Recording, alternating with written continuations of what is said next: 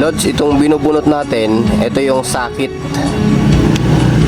na tinutusukan ng external speaker para kung ibig nating gamitin yung panlabas na speaker, pwede magsasaksak tayo dito ng 3.5 jack. At kung gusto naman nating gamitin yung built-in ng radio nyo, bubunutin lang yung nakasaksak dito sa sakit na to. Lodi, tinatawag din pala itong sakit na to na kung minsan nakalagay sa inyong mga radio EXT o external. Pero kung minsan, Lodi, tinatawag din tong socket transfer switch, mga ganyan. Kasi nga meron siyang inililipat-lipat na audio. Depende sa gagamitin natin o sa paggagamitan natin. Permis na naka-on ito, Lodi, pagka walang nakasaksak. Ito lang yung gumagana. Kung mapapansin nyo, Lodi, ay meron siyang tatlong terminal dito. Ayan, ito yung ground. Tapos meron na siyang dalawang pin dito, bali tatlo. Depende kasi sa paggagamitan yan, Lodi. Sa radio kasi natin, ito yung ginagamit na, ayan o, ito yung output ng amplifier. Ito. Siyempre, pagka nandito yung output at walang nakasaksak dito, dito siya nakadaloy. Dahil meron siyang switch dito. Ayan, Lods, oh. Ayan, kung mapapansin nyo ay meron siyang switch dito. Nakadikit lang yan pagka walang nakasaksak dito. Tsaka lang mag-open to, Lodi, pagka meron ng isasaksak na 3.5 jack dito. Kaya yun, ililipat niya yung audio, itatransfer niya doon sa isasaksak nyo dito. Napakasimple lang naman yan, Lods. Kung halimbawa yan, Lodi, ay papasukan natin ng jack, 3.5 jack. Kung mapapansin nyo, ayan siya, oh. Ayan.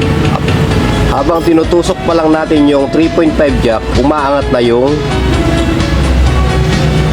yun, oh, umaangat na yung kanyang switch o yung contactor. Ibig sabihin, yung audio na nilalabas ng amplifier ng inyong mga radio ay naitransfer na dito. Nakatransfer na siya. At habang yung speaker naman ng inyong radio o yung sarili niyang speaker ay na-paralyze na. Kasi nga wala na siyang contact doon sa mismong dito siya, Lod, sa likod.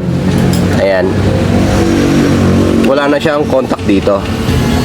So bali nung tinusukan mo siya ng 3.5 jack bilang magsisilbi na daanan ito papunta doon sa external speaker mo, ay humiwalay naman na yung contact dito, yung sariling speaker ng inyong radio base. Ngayon, bubunutin natin. Kung mapapansin nyo, gagalaw uli siya. Ayan, nag-contact uli. Ayan, umangat, bumaba. Kung dito naman natin titignan, Lods, ito yung contactor at ito yung contact naman ng ating built-in speaker. Kung halimbawa tanggalin natin yung 3.5 jack na sinuksok natin, kung mapapansin nyo, ayun, bumaba uli. Ayun siya, nag-contact na uli.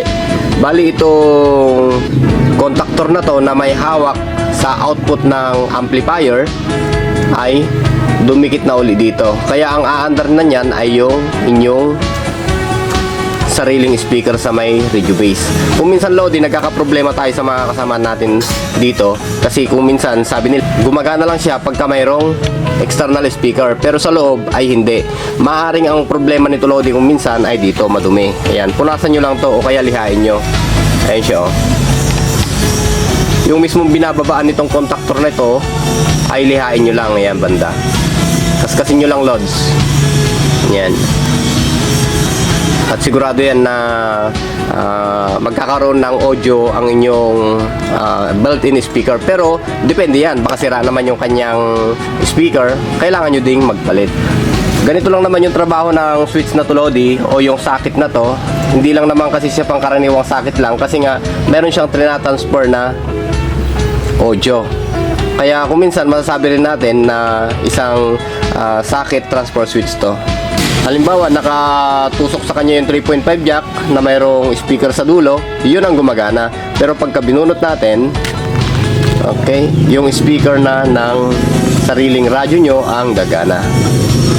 Shoutout nga pala dyan, Lods, Ruben Horduela, Tibay, shoutout, Longmay, Date, shoutout, Ferdinand Santos, at Eric Villenas, shoutout, magandang buhay, Lods. Shoutout din sa ating kaibigan Roy Ramsey Malyari, shoutout, J. Hali Tuason, kay Ben Sarnorodin, Joel Artajo, shoutout, Robert Altares, Edward Kasuga, shoutout, Hernani Sanchez, magandang buhay. Tito Deer, shout out.